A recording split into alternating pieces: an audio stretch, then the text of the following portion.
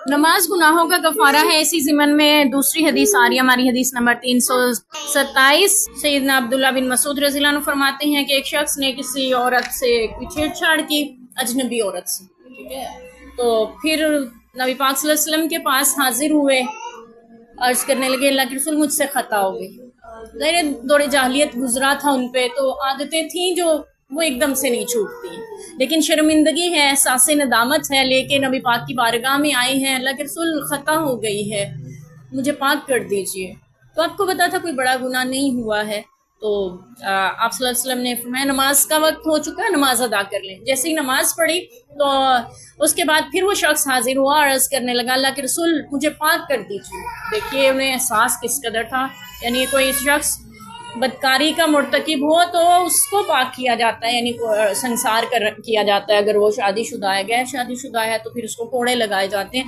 तो उसके जहन में ऐसा था कि मैंने यानी एक खातून को, अजनबी खातून को छू लिया है या उसको छेड़छाड़ की है, तो मुझे भी गुनाहों से पाक होने के लिए ऐसी ही कोई सज़ा दी जाए। खुद को सज़ा के लिए पेश कर रहे हैं ताकि दुनिया में जो ज़िल्लत व खफ़्फ़त उठा सकता हूँ, आखिरत की ज़िल्लत नहीं चाहिए, क्योंकि दुनिया में जिस पे हद लग जाती है अल्लाह उससे आखिरत में उससे अजाब को हटा देते हैं, उसकी आखिरत की सज़ा माफ़ हो जाती है। तो वो चाह रहे थे अल्लाह के रसूल मुझे दुनिया में ही सज़ा दे दीजिए। तभी अल्लाह ताला ने ये आयात यानी नाजिल फरमाई कि अक़ीमिस्सलाता तरफ़ी नहार व ज़ुलफ़म मिनल लैल इन्नल हसनात युज़हिब्न सय्यात, कि आप नमाज को दिन के किनारों में, रात की घड़ियों में, यानी मफ़हूम इस आयत का कायम कीजिए, बेशक नेकियां बुराइयों को मिटा दिया करती हैं। यानी नमाज से सगीरा गुनाह अल्लाह माफ़ कर देते हैं। तो यहाँ पे ये पता चल रहा है इस हदीस से भी कि नमाज जो है वो गुनाहों को माफ़ कर देने वाला है। तो आप सल्लल्लाहु अलैहि माफ़ कर देने वाली है, उसका कफ़ारा बन जाता है। तो आप सल्लल्लाहु अलैहि वसल्लम से फिर अर्ज करने लगा अल्लाह के रसूल मुझे पाक कर दीजिए। आपने फरमाया क्या तुमने हमारे साथ नमाज नहीं पढ़ी? उसने कहा हाँ अल्लाह के रसूल। आपने फरमाया तुम्हारे गुनाह का कफ़ारा हो गया, क्योंकि नमाज कहाँ पढ़ रहा था? मस्जिद नबवी में। और किसकी क़यादत में पढ़ रहा था? नबी पाक सल्लल्लाहु अलैहि वसल्लम इमामत करवा रहे थे और वो पीछे मुक्तदी बन के खड़ा हुआ था।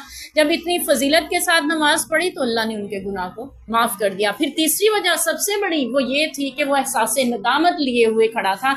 आप खुद कभी सोचिए कि अगर आपके दिल में एहसास नदामत हो, अल्लाह के सामने अपने गुनाहों को ख्यालात में ला के आप नमाज पढ़ रहे हो, तो वो नमाज की कैफियत क्या होती है। तो यकीनन अल्लाह ताला उस नमाज के बाद आपको माफ़ तो कर ही देते हैं इंशाल्लाह। वैसे भी नमाज जो है वो सगीरा गुनाहों का कफ़ारा है। तो उसने अर्ज़ किया अल्लाह के रसूल क्या ये हुक्म बस मेरे लिए?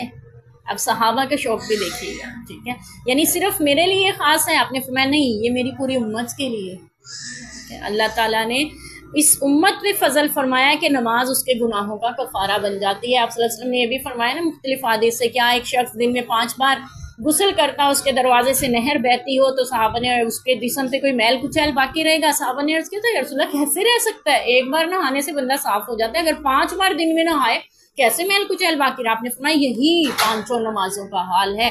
जो 5 नमाजें पढ़ेगा अल्लाह उसको गुनाहों से ऐसे ही पाक कर दे। मज़ीद आप सल्लल्लाहु अलैहि वसल्लम की वो भी रवायत, जैसे पतझड़ के मौसम में पत्ते दरख्त से गिरते हैं, आप सल्लल्लाहु अलैहि वसल्लम ने फरमाया था यूं ही नमाज पढ़ने से भी